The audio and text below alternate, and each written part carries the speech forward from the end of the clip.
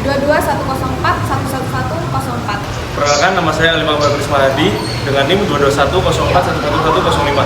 Perkenalkan, nama saya Najwa Fitriani Ali dengan NIM 22104111106. Perkenalkan, nama saya Rizky Martika Nugroho dengan NIM 221041107. Perkenalkan, nama saya Rakandela Privasa dengan NIM 221041108. Perkenalkan, nama saya Sofyan Dwi Rizkanto dengan NIM 22104111109. Perkenalkan, nama saya Andiko Derajat Wijaya dengan NIM 22104111110. Korupsi dan penyalahgunaan narkoba atau biasa disebut dengan NABZA merupakan dua masalah serius yang menghantui masyarakat kita.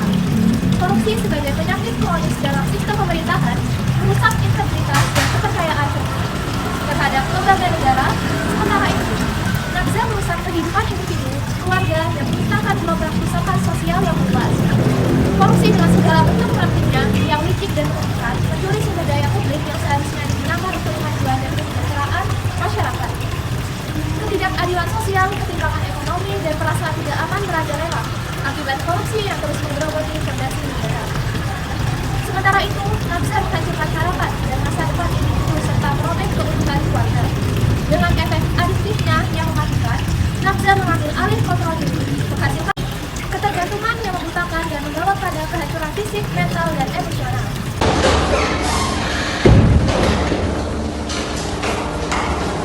Assalamualaikum warahmatullahi wabarakatuh. Waalaikumsalam warahmatullahi wabarakatuh. Oh iya anak-anak, Ibu ingin mendiskusikan topik terbaru hari ini. Apakah kalian tahu tentang masalah korupsi dan penyalahgunaan narkoba atau NABZA di masyarakat kita? Ya, tentu saja Bu, korupsi dan NABZA adalah dua masalah yang sering muncul dalam berita. Mereka memiliki dampak negatif yang besar terhadap masyarakat kita. Benar sekali, korupsi menghancurkan kepercayaan publik terhadap pemerintah dan lembaga negara. Sementara itu, penyalahgunaan narkoba merusak kehidupan individu dan keluarga.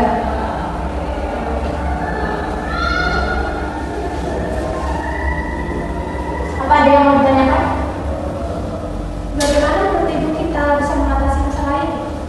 Bu, saya izin menjawab pertanyaan Anda. Iya, silakan. Pertama-tama, penting bagi pemerintah untuk mengambil tindakan tegas dalam memerangi korupsi. Mereka harus memperketat sistem pengawasan, memperkuat lembaga anti korupsi, dan memberikan hukuman yang tegas kepada pelaku korupsi. Ya, benar sekali. Apa ada yang mau menambahkan lagi? Ya, saya setuju. Selain itu, kita juga perlu meningkatkan kesadaran masyarakat tentang bahaya korupsi melalui pendidikan dan kampanye sosial. Semua orang harus mengerti bahwa korupsi merugikan semua. Betul. Demi mencegah NABZA, penting untuk menyediakan produk rehabilitasi yang efektif bagi pecandu. Selain itu, perlu ada penegakan hukum yang tegas terhadap pengedar dan produsen narkoba. Saya juga berpikir bahwa pendidikan harus memainkan peran penting di dalam pencegahan NABZA. Pengetahuan pengendalian narkoba harus dimasukkan ke dalam kurikulum sekolah agar semua mahasiswa memiliki kesadaran yang kuat. Ya, kamu benar. Selain itu, keluarga juga harus terlibat dalam pencegahan korupsi dan NABZA. Keluarga harus memberikan pendidikan moral dan nilai-nilai yang kuat kepada anak-anak mereka. Apa yang mau ditanyakan?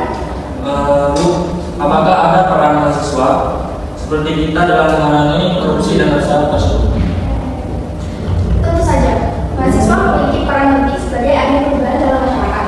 Kamu dapat terlibat dalam kampanye anti korupsi, menyebarkan kesadaran tentang bahaya NABZA, atau bahkan melakukan riset dan penelitian terkait masalah ini. Apa ada yang mau menambahkan lagi? Ya, silakan.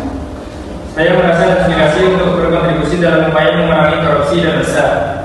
Terima kasih buat atas wawasan dan saran yang Ibu berikan. Ya, sama-sama. Saya senang mendengarnya. Jika kalian memiliki pertanyaan lebih lanjut atau ingin berdiskusi lebih lanjut tentang topik ini, jangan ragu untuk datang ke ruangan Ibu ya. Bersama-sama kita bisa menciptakan perubahan yang positif. Terima kasih Bu. Sama-sama. Ya. Saya khawatir bahwa korupsi dan penyalahgunaan narkoba adalah masalah besar di negara kita. Bagaimana menurut Ibu? Apa masalahnya? Ya, saya izin akan membantu menjawab, Bu. Ada banyak faktor yang mempengaruhi masalah ini. Misalnya, kurangnya pendidikan tentang dampak negatif penyalahgunaan narkoba dan kurangnya transparansi dalam sistem pemerintahan yang memicu tindakan korupsi. Ya, benar sekali. Apa ada yang mau ditanyakan lagi? Apa yang bisa dilakukan untuk mengatasi masalah ini? Salah satu langkahnya adalah dengan meningkatkan kesadaran masyarakat tentang bahaya penyalahgunaan narkoba dan korupsi. Kita juga perlu memperkuat penegakan hukum dan memberikan sanksi yang lebih tegas bagi pelaku korupsi dan pengedar narkoba. Saya juga setuju, namun saya juga merasa bahwa peran kita sebagai individu sangat penting dalam membantu masalah ini. Benar, Anda benar. Kita dapat berdiskusi dengan tidak memberikan suap dan mematuhi peraturan. Kita juga dapat membantu menginformasikan dan memberikan pendidikan tentang bahaya penyalahgunaan narkoba dari lingkungan kita.